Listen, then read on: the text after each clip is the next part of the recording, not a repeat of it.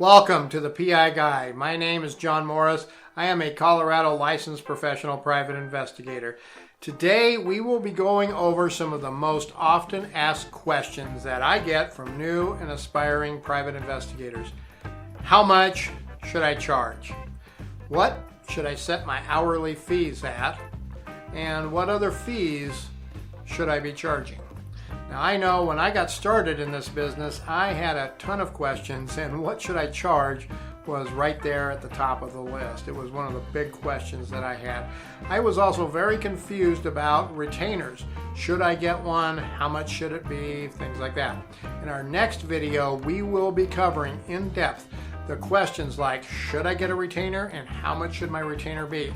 I will also be giving you a free retainer calculator with our next video. So you want to stay tuned and get subscribed now to the PI Guide channel to make sure you get your free retainer calculator. Now, how much should you charge as a professional private investigator? The simple, easy answer, as much as you possibly can. Now, here's a bit of wisdom from my 35 years of being in business. Profit, folks, is not a dirty word. Now, there are obviously limits on what you can charge and be successful in any business.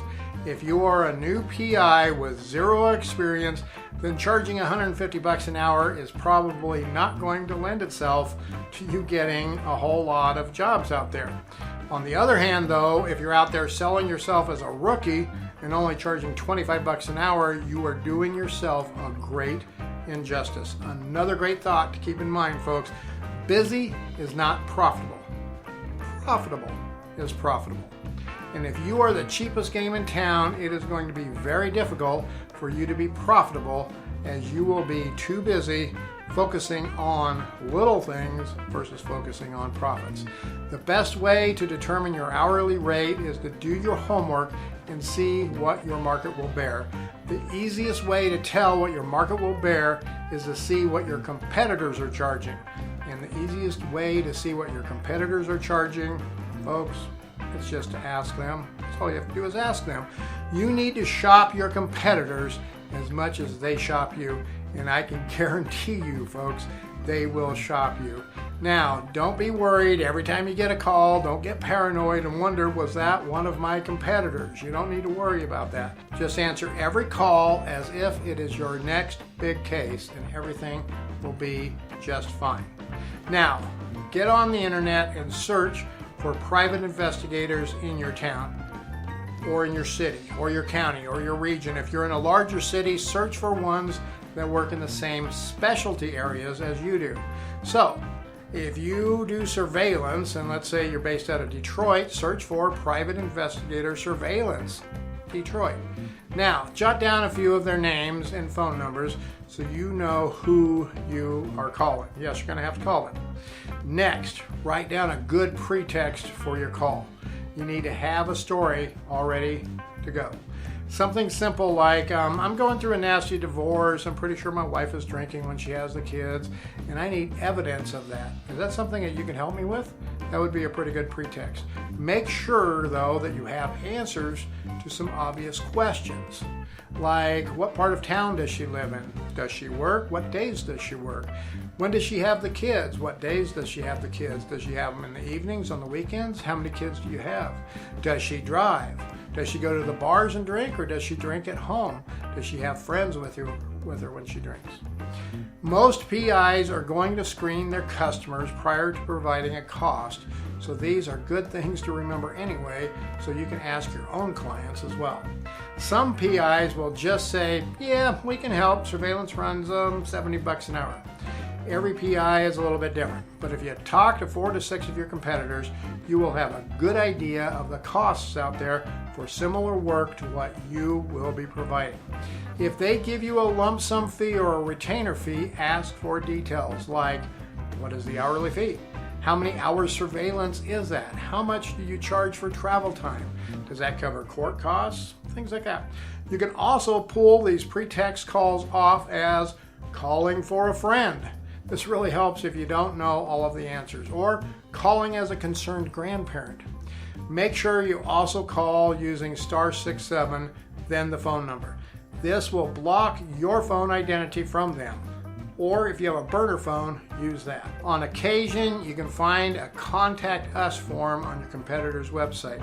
If you have a burner email, you can use that as well to get this information. Now you have info from, let's say, 4 or 5 competitors. What do? You could just average it out and go from there, but there's probably some more analysis that you need to do first. If you have one guy charging $150 an hour and the rest are $65 to $80 an hour, if you calculate the $150 into the average, it will skew up the average. You need to know, why does he charge $150 an hour? Chances are he's a veteran PI, he may have a lot of irregular clients, he may charge private clients more due to the fact that there's more work involved, or the fact that he subcontracts out 100% of all of his private client work. If this is the case, and the other 4 seem to have more in common with your business, then what you might want to do is not count that higher priced guy into the average. So let's take that, we've narrowed it down to 4 competitors, and let's say they are $60, $65, $70, and $75 an hour. Well, when you average that out, it comes out to $67.50 an hour. So should that be what you charge? Well, first, I don't think customers do easy math with non-round numbers, so that might not be so good. Also, you want to have a number that you can use easy, because there will be times that you will have to, on the fly, figure out what you're going to charge somebody, and if you have a round number for your hourly fee, it's a whole lot easier to figure that out in your head, and it makes more sense. For me, I would say that $70 is the average, as $60 in that scenario is the low ball, $75 is higher. Both of these price levels can be sold against very easily with a $70 price. Now you might be saying, what? I'm just getting started. Should I be charging the top of my competitors? Yes. The simple answer is yes, of course.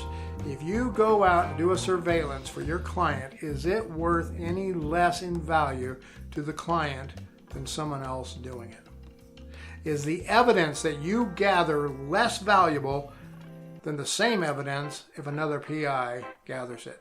Quite simply put, if a new car manufacturer goes online building new cars, they price it to cover their costs plus their margins, and within their competitive level for pricing that they know the market will bear. A new economy 4-door car has the same range of value for all intents and purposes across the board, and the same goes for professional investigative services. If you take the same scenario and say you want a lowball to hopefully get more jobs, I can tell you what's going to happen. Number one, your customers will most likely call 3 to 5 PIs, and if you are the lowball guy, then most of them will assume your work has less value and will not choose you. Number two, the clients that you will get have the same expectations as if they hired that $150 an hour guy. Yep, they will ask him what are they going to get for $150 an hour, and they're going to expect the same from you and maybe even more. The clients you get at that lowball price are also what I usually refer to as the Friday morning garage sellers. They will micromanage the case to the nth degree, folks. They will want the least amount of work done to get the biggest bang for their buck and save as much money as they possibly can. And they will have the highest expectations of outcome for the investigation. In other words, they might say something like, okay, you're $50 an hour, that sounds good. I want to hire you for 3 hours tonight. I need you to start at 7 o'clock. If it goes longer, then I will pay you for that. Now you are no longer in control, and your stress level will be much higher, and you are chasing small jobs. Let's do some quick math, folks. Let's get our pencils out and let's figure some things out. If you get one job for 2 days of work at 8 hours each day at $50 an hour, you gross $800. That sounds pretty good. But at $70, that is $1,120. At the $50 rate, you must work almost 6.5 more hours, or almost an entire additional day, to make the same money. So if you desire to make $2,000 a week, you can charge $70 an hour, work 4 days, 32 hours, and make $2,240 for the week. Or work 5.6 days a week for a total of 44.8 hours at $50 an hour. An old saying I learned a long time ago, folks, you need to work smarter, not harder, and that goes for PIs too. Even if you are okay working 44.8 hours a week, that's almost 13 additional hours a week. If you work those additional hours at $70 an hour, you gain another $910 for the week. Multiply that by 52 weeks a year. $164,000 a year or $117,000 a year. What do you want your business revenues to be this year? Either one is a big number to be sure, but let's throw in expenses and taxes. Expenses and taxes for a PI business are going to run 30 to 50% depending on differing factors for every business. That's right, 30 to 50% is what our expenses and taxes are going to run. So let's say we're right in the middle, we're at 40%. Now that's $98,000 or $70,000 net income after expenses and taxes, which is essentially your net profit or your salary if you're a sole proprietor. Are you willing to give up $30,000 potential dollars a year just to be the lowest price game in town? Bottom line, busy is not profitable, folks. Profitable is profitable. And no matter what, if you are not profitable, you will not be in business for very long. Another simple way to figure out your hourly could be to take the amount of income you want your business to bring in a year. Remember to factor in expenses and taxes to figure your true income and salary. Take that number, divide it by 50 weeks, because we'll leave a couple weeks out there for vacation. That gives us our weekly revenue goal. Now take that and divide it by how many hours a week you want to work. So if you want a personal net income of $100,000 after expenses and taxes, you need to bring in $167,000 a year revenue. Divide by 50 weeks, that is $3,340 a week in revenue. And if you're going to work 40 billable hours a week, your hourly fee needs to be $83.50 an hour. There is another new dynamic that I just introduced, folks. Billable hours. There is a difference between billable hours and non-billable hours. Given that scenario that we just went through, to earn $100,000 a year after taxes and expenses, we utilize 40 billable hours. You need to account for non-billable hours as well, for those things such as marketing, bookkeeping, sales, and all of those other things. In all practicality, if you work 40 billable hours a week, folks, you are probably going to be doing 60 hours a week. Now, your true income after taxes and expenses is $33 an hour, even though you charge $83.50 an hour. Yes, you still hit that six-figure income for yourself personally as well for your company, but this gives new light and a new perspective to things. What about specialty services? Do they get billed hourly or by the job? And when I'm talking about specialty services, what I really mean are things like background checks, locate, skip traces, criminal checks, process serving, things like that. In pricing these, you should consider your direct cost to do the work combined with your hourly fee. Many times, PIs have differing hourly fees for different types of work too. For instance, a PI might charge $75 an hour for surveillance, but $125 an hour for criminal defense. It all depends on what the market will bear, plus the level of experience the PI has and the amount of demand for that job in the market. For our demonstration, as we look at specialty services, we will stick with just a flat $70 per hour. I would suggest using the guideline of 1 hour minimum per task for smaller jobs, such as a single background or a skip trace. So a background may be very simple or very complex, but let's work on a simple background. If we are going to run the subject in 2 PI databases, get some basic foundational information, then run them in our State Bureau of Investigation, and then run them in the state court system, plus a couple of county and a couple of city record searches, this might take maybe 30 minutes. Then we compile all of that into useful and pertinent information in a report. That's going to take another 30 minutes. So we've got an hour right there into it. Our database and our other searches cost us collectively $35. So we have to cover those costs as well. The way I look at it, every expense line should have a profit line. Every expense line should have a profit line. I always at least double those costs when I charge the client. Now I know There's some that are going to say, wow, that's a lot. But believe me, it costs the database companies much less than $35 to provide me with that information. In fact, it probably costs an accumulative $3.50 for that $35 that I paid, but I paid it because it's worth it. It's got the value to me. So if I double that, it is now $70 for the hour of work, $70 for the data, so my background runs $140. I don't break it out to the client like that. I just quote the $140 price.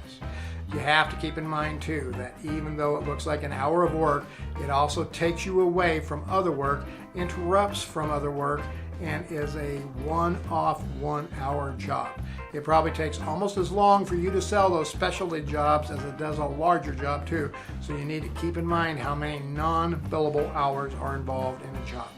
So setting prices for specialty work needs a little more detailed homework on your part in figuring out what you will be doing for each type and how long it will take and what costs will be involved. Then you can use that simple formula, take your hours times your hourly rate plus your direct cost times 2, and that equals the client cost. Now also remember, you may say basic backgrounds run $140, but keep in mind some might take 30 minutes, some might take 60, and some might take 15 minutes. But in the long run, it should all average out. You might also want to keep a spreadsheet or a document somewhere to track actual time and costs to compare to your fees to make sure that you're always in the black on these. I've seen a lot of PIs look and say, geez, it'll cost me about $10 to do that, and it'll take me about 15 minutes, so I'm just going to charge my client $50.